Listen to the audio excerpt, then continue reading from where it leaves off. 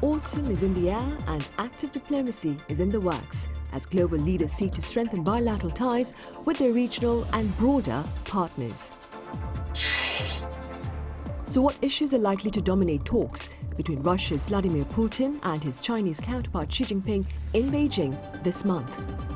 And what issues look to top planned talks among the leaders of South Korea, Japan and China here in the country in December?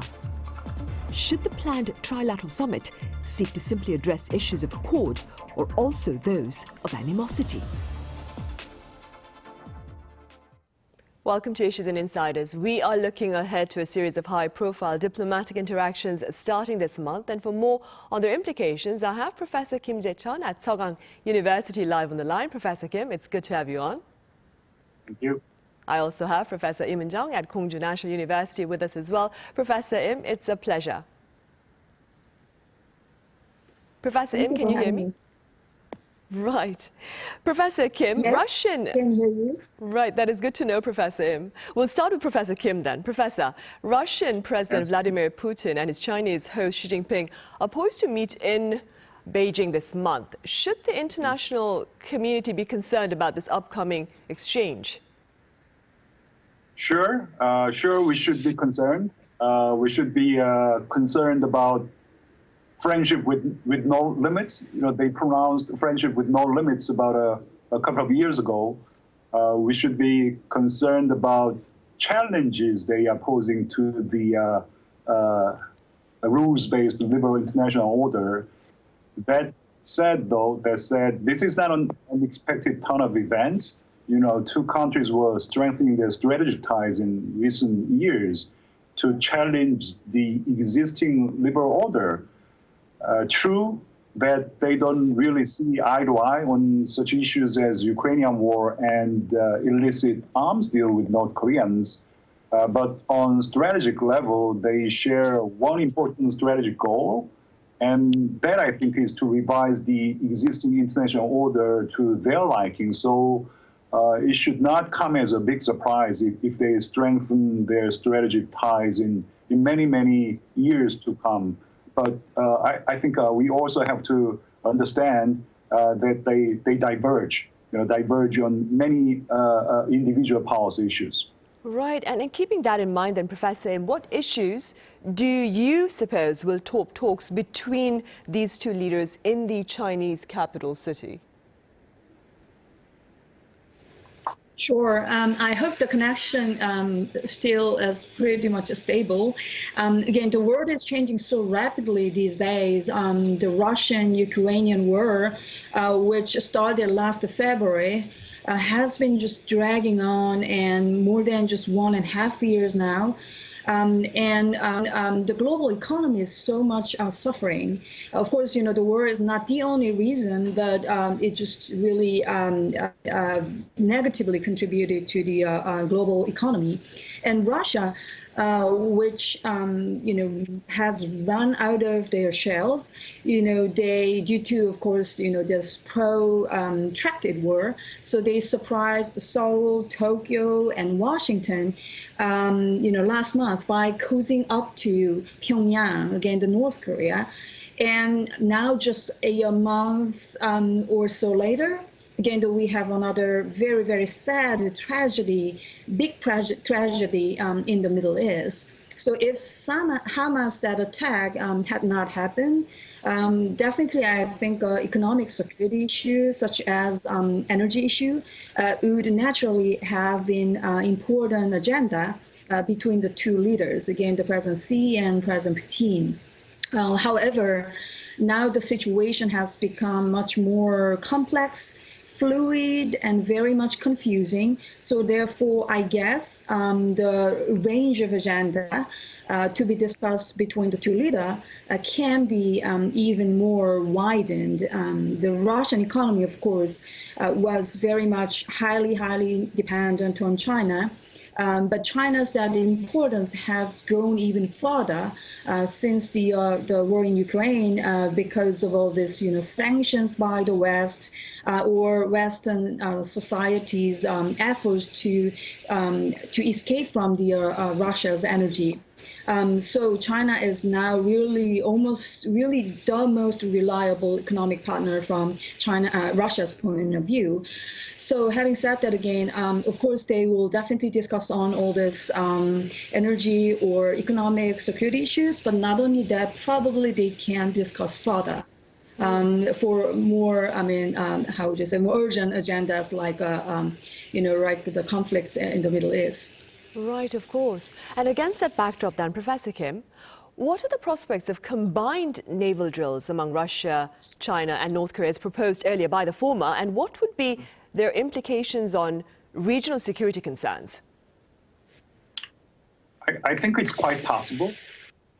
I think holding trilateral naval drills is not that demanding because Russia and China have been holding these bilateral naval exercises for a long while. So if North Korea can somehow dispatch a couple of naval vessels to these existing bilateral drills, then bilateral drills become trilateral drills. So holding trilateral is not that difficult, at least at technical level, but what kind of naval drills are we talking about here? I mean, that's another question.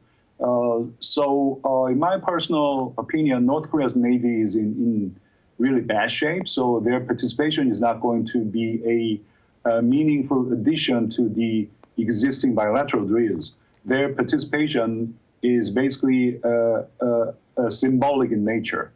However, naval power of these three liberal countries, South Korea, the US, and Japan, naval power of these countries, three liberal countries, is in much better shape. So I think it'll take a long while for North Korea, China, and Russia to hold an organized and strategically meaningful naval exercises that can challenge naval prowess of liberal countries.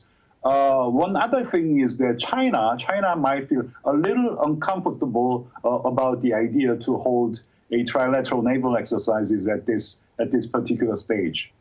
Right. Moving forward, Professor, in a rather promising development, plans are reportedly underway for a summit between Chinese President Xi Jinping and US President Joe Biden on the sidelines of the APEC summit in San Francisco next month. Do you see these two leaders managing perhaps to bridge their gap over differences during talks this time around? Well, I hope so. I truly hope so. And I think many will say the same thing. Of course, the ongoing U.S.-China strategic rivalry, this competition is very qualitatively different from the confrontation between U.S. and then Soviet during the Cold War.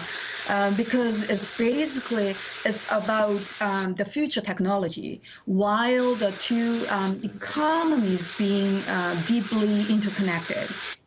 So as the two superpowers vie for all this dominance in the future technology, this rivalry is, unlikely fade away very soon. However, it certainly needs to be de-risked, I think. Recently, there was a lot of speculation about, for example, Huawei's use of 7-nanometer semiconductor in its 5G smartphone, where the same was true for South Korea's company SK Hynix semiconductor used in Huawei phones. So in short, there are certain limits to how perfectly U.S. sanctions and regulations can work.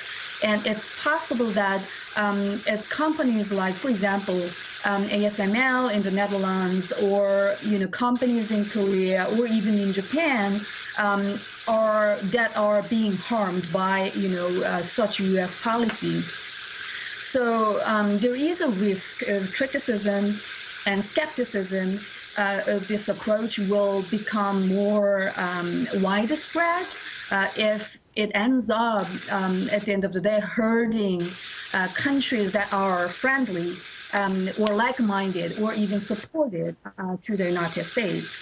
So, and with the wars raging, as I said before, in Europe and the Middle East simultaneously, the last thing anyone wants is for the competition and the conflict between U.S. and China to turn catastrophic.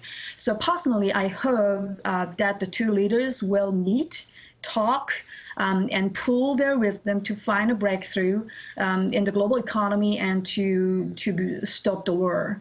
Right, of course. And while we wait for that to happen, though, Professor Kim, what do you suppose, what other issues are there that look to keep the two leaders further apart? Number of issues. Indeed. I think issues from Taiwan to supply chain policies. I think there are just too many issues they disagree on. But I think the U.S. and China also came to an understanding that they need a guardrail in their relationship. I think they are thinking, sure, we are in for this strategic competition for a long haul, that's for sure, but we need a guardrail so that we can prevent the competition from escalating into a greater flare-up.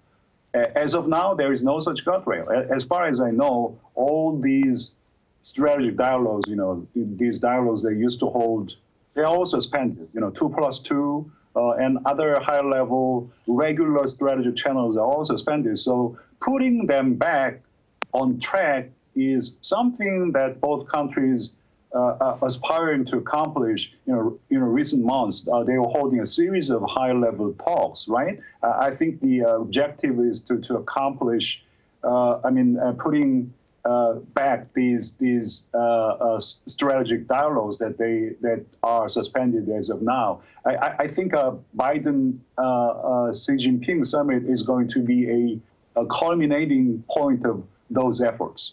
Right, indeed, if they take place, of course. Professor, another much-anticipated exchange is a possible trilateral meeting among the leaders of South Korea, neighboring China, as well as Japan, in Seoul, probably most likely in December. What would be the broader implications of these trilateral talks, especially keeping in mind, that is, the current geopolitical tensions, including the latest outbreak in the Middle East, as you mentioned? Again, since the return of the conservative to power in South Korea last year, again, the President Yoon has strengthened the country's alliance with the United States and expanded the cooperation with its closest neighbor, which is, again, of course, Japan. And the current government made some positive outcomes, such as Washington Declaration or even the trilateral summit at the Camp David. I personally don't think this direction is entirely wrong because, North Korea has been on a rampage, especially since the so-called Hanoi No Deal, and their cyber attacks too, not only just nuke and missile, their cyber attacks are becoming increasingly more and more sophisticated. So it is imperative for South Korea to expand its cooperation with the trustable partner country, of course, U.S., and Japan or many other, rather than just trying to do it alone. However, at the same time, it would be fair to say that cooperation with the China, another closest neighbor from Korea's point of view, has been, comparatively speaking, less prioritized, both, of course, because of the external environment and internal domestic politics. But neither South Korea nor Japan, even nor the United States, can turn China into an enemy, no. So nor can China, given its own those deteriorating economic situation. So it can sound like a kind of cliche, but as long as we cannot choose our neighbor, and if it is the just fate of Korea, China, and Japan to live next to each other, we must continue our efforts to find some solutions to the common problems. Of course, from South Korea's point of view, North Korean issue is really the most urgent and direct immediate threat to not only just to Korea, to all regional countries and to the rest of the world. occur. So I hope truly, again, China can do more proactive and bigger role to deal with this problem. Right, and staying with prospects of this upcoming trilateral talks, Professor Kim, do you suppose the leaders of the three countries, that is South Korea, Japan and China, should perhaps focus their talks on matters of mutual interest like trade instead of focusing on regional security concerns, which are quite contentious, that is between South Korea and China, of course? What are your thoughts?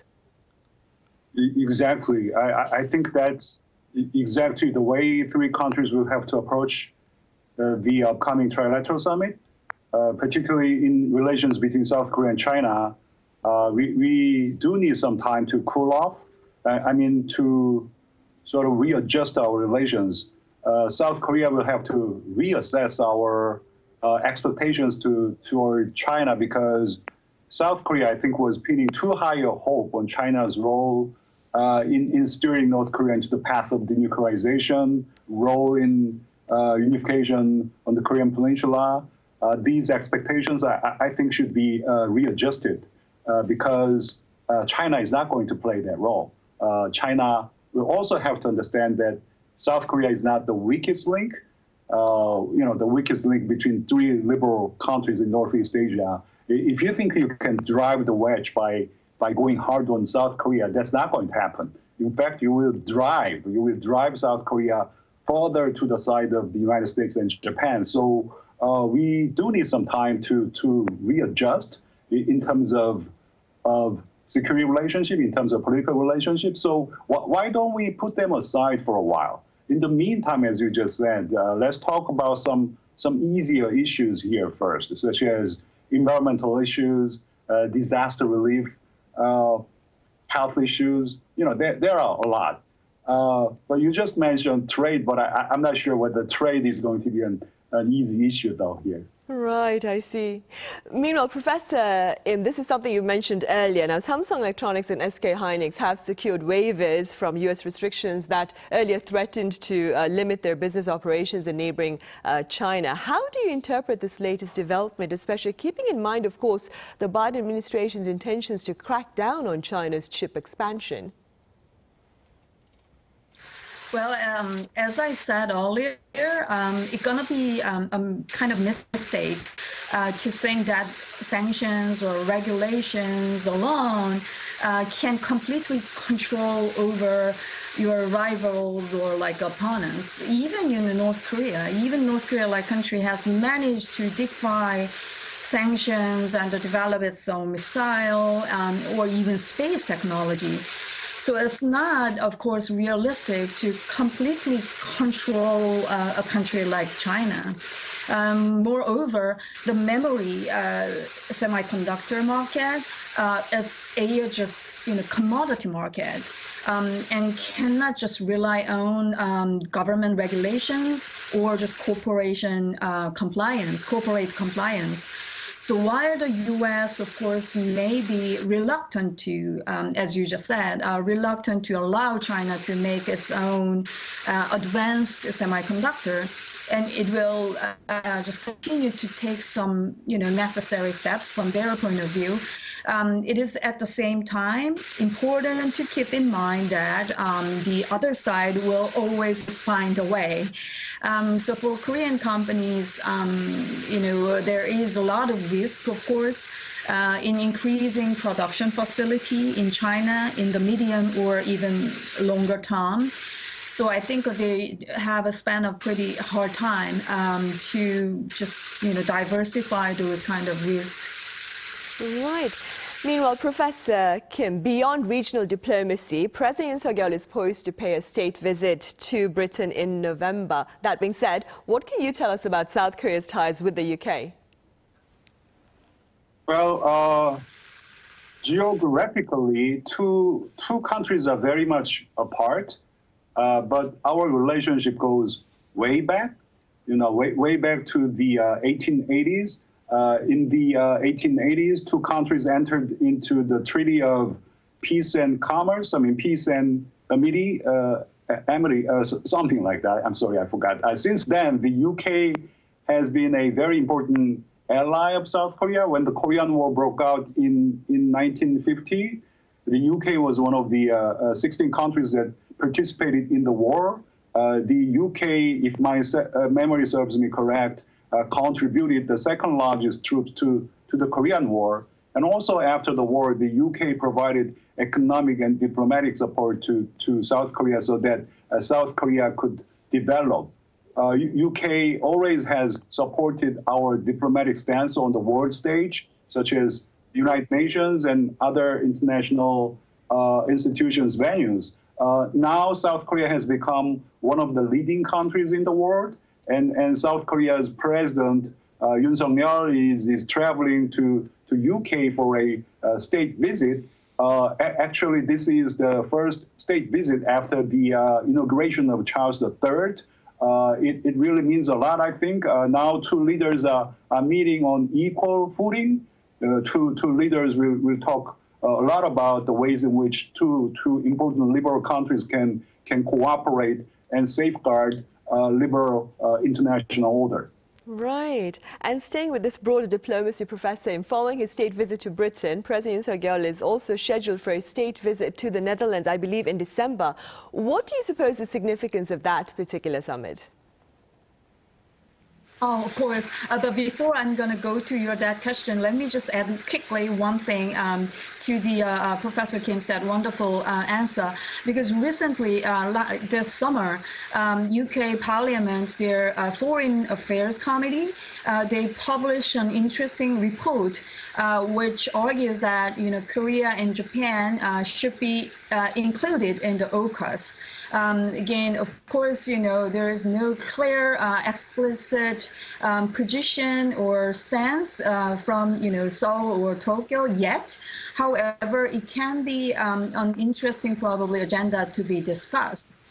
Because these kind of Britain-like, United Kingdom-like, or even Netherlands too, these are traditional maritime power. And of course, South Korea is now disconnected from the Eurasian continent and is de facto island country. And maritime security issue is literally the lifeline issue for the South Korea. So I think these kind of European countries and South Korea can expand further the cooperation in the maritime security issues, or even cyber security issues, or Netherlands, as I mentioned earlier in my answer to your semiconductor question. Again, the Netherlands, they do have advanced technology in the semiconductor, or they do have a very advanced technologies and developed company in the climate and energy technologies as well. So I think there can be many interesting agenda to be discussed again between Netherlands and then and South Korea too. And this is the first, actually, it's gonna be the first state visit for a South Korean president ever since the diplomatic ties with the Netherlands in 1961. Right, I see. And hopefully their talks will be productive in nature then. All right, Professor Im, thank you very much for your time and your thoughts. And Professor Kim, thank you very much for your insights. Thank you for having me. Thanks. Right, well, that is all the time we have for this edition of Issues and Insiders. Thank you for watching. See you same time tomorrow.